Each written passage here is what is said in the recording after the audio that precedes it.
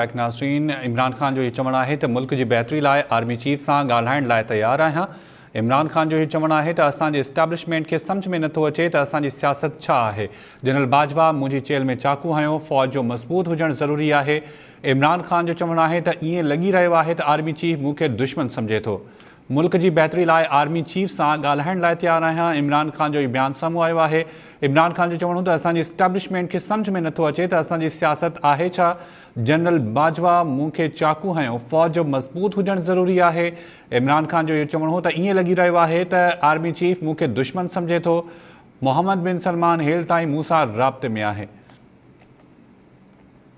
मुल्क जी बहितरी लाइ army chief सां ॻाल्हाइण लाइ तयारु आहियां। PTI चेयरमैन इमरान खान जो इहो बयानु साम्हूं आयो आहे। इमरान खान जो चवणु हो त असांजी इस्टेब्लिशमेंट खे असांजी सियासत सम्झणु घुरिजे। जनरल बाजवा मुंहिंजी जेल में चाकू हयो। इमरान खान जो इहो चवणु हो फ़ौज जी मज़बूत हुजणु ज़रूरी आहे। इमरान खान इहो चयो आहे।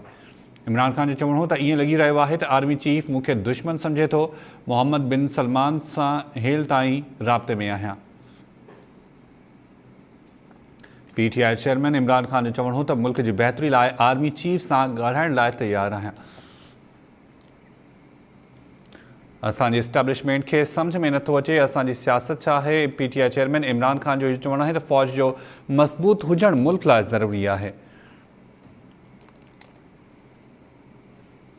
मुल्क जी बहितरी लाइ आर्मी चीफ सां ॻाल्हाइण लाइ तयारु आहियां। PTI चेयरमैन इमरान खान जो इहो चवणु आहे त मुल्क जे लाइ फ़ौज जो मज़बूत हुजणु ज़रूरी आहे।